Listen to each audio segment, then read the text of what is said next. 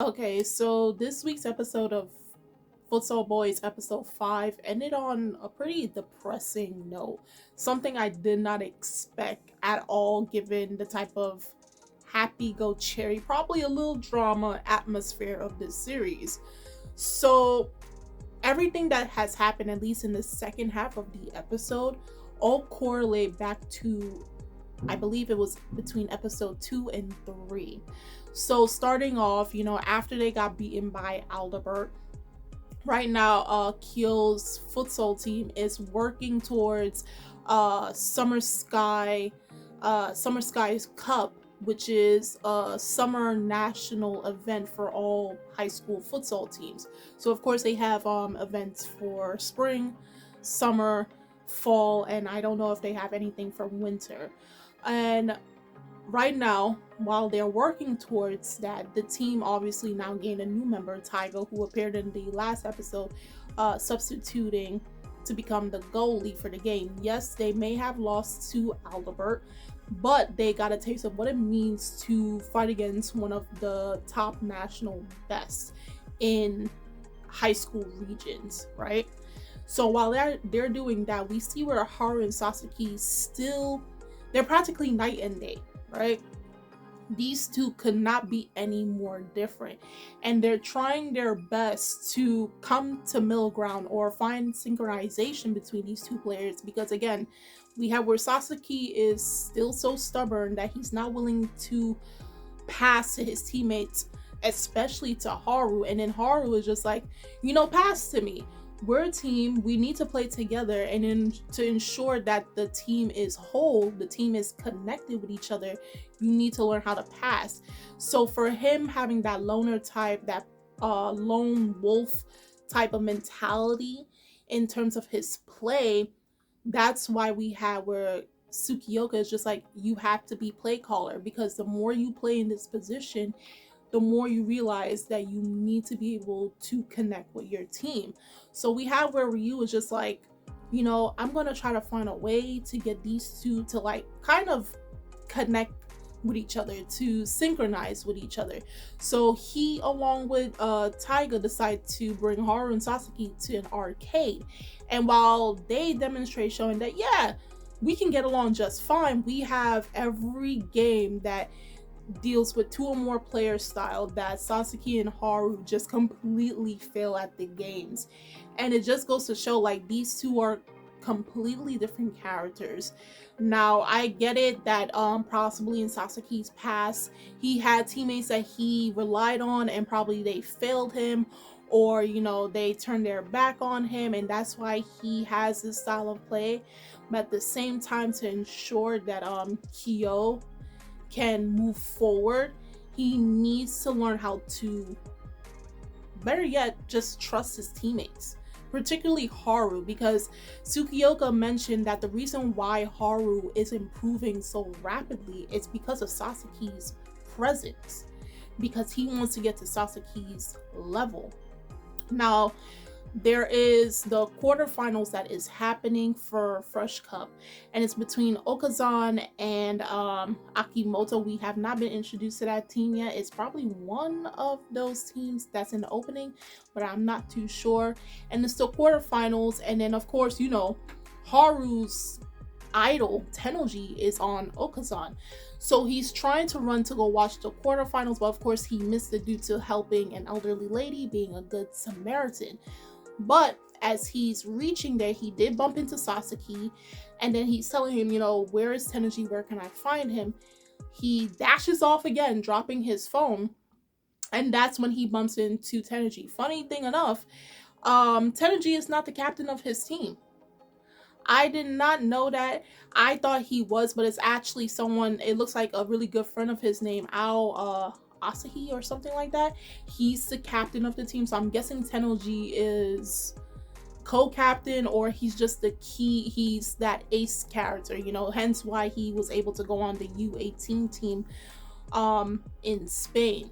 So Haru being so excited that he meets his idol, he's like, hey, can we have like a fake little match? You know, 1-on-1, something, nothing too personal thing. I just want to see where I'm at because I want to be able to go against you one day. You know, I want to get good enough so I can face you on the field. So these two start playing. And before that happens, Tenji tells Haru, so hold on, your father is Arashi Yamato, right? Haru's just like, now this is where it connects with episode 3. So when Ryu and Haru, and I mentioned this I think in the last video, when Ryu and Haru was going home and they saw international live broadcast newscast happening, and then you saw that man Yamato, he's in another country teaching kids how to play soccer. All of a sudden Haru just goes quiet for a moment. You know, it's like, oh man, I can't look at him.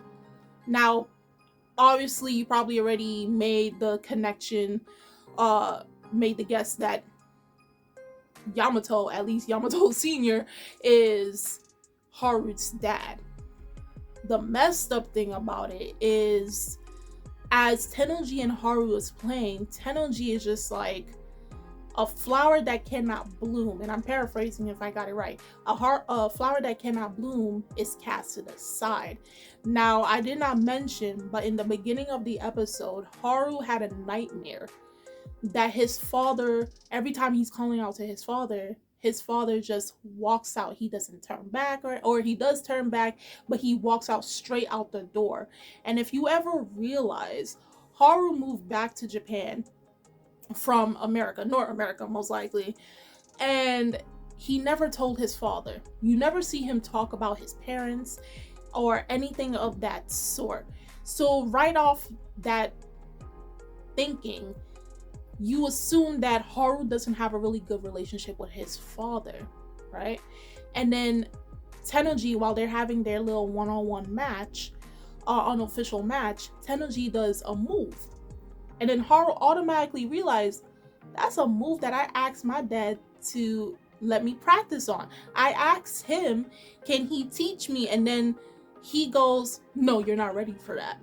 But he taught Tennoji. And then the episode ends off with Haru saying, I wish I never played futsal.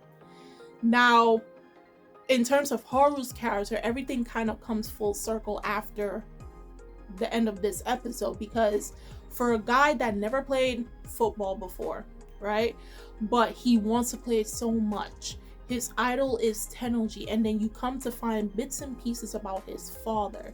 Obviously, my theory is his father used to be a top futsal player back in his heydays, and now he goes around the world coaching. But at the same time, he doesn't keep in contact with his son. I doubt he knows that his son is in Japan unless a family member has told him. But like I said, he doesn't keep in contact with his son. His son has shown interest in playing the sport, but he never bothered to teach him at all, to the point where now, after the first episode, after he saw, you know, Tennoji on the U18 team, inspired him to finally play the sport he's always been interested in as a child. But yet, you, as the father, takes yourself around the world teaching other kids, also his idol, how to play and teaching them your moves, but you deny your son the same thing.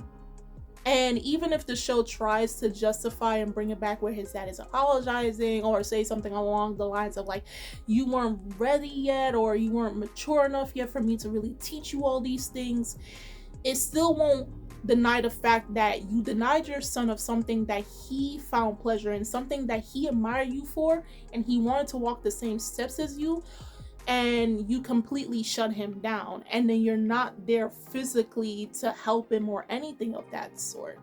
So it's just like, you know, there is a strain in the parent and child relationship between Haru and his father Arashi. And then we have where Tennoji is basically his father's protege.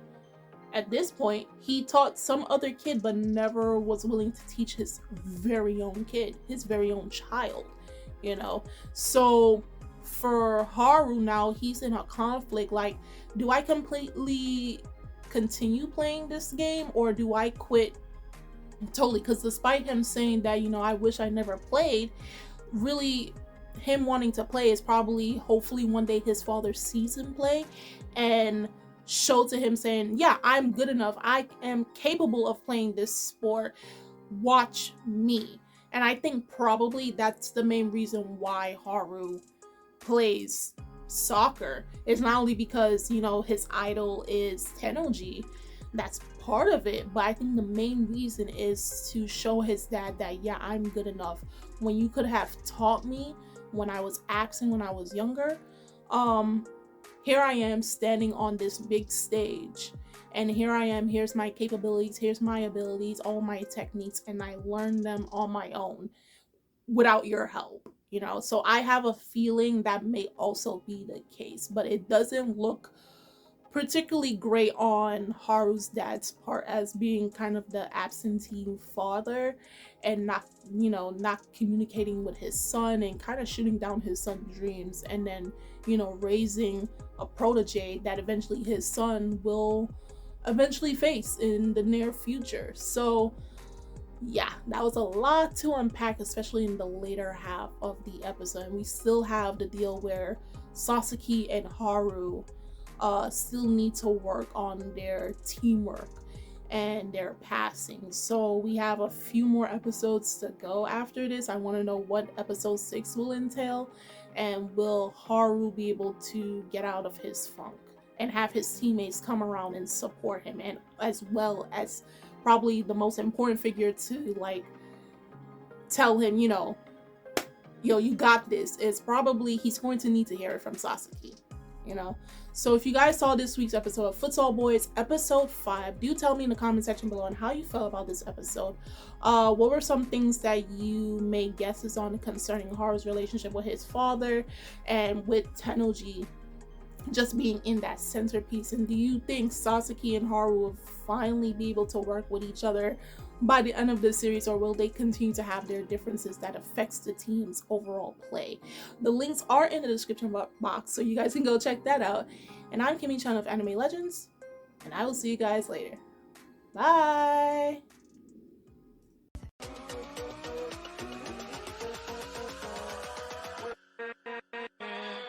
With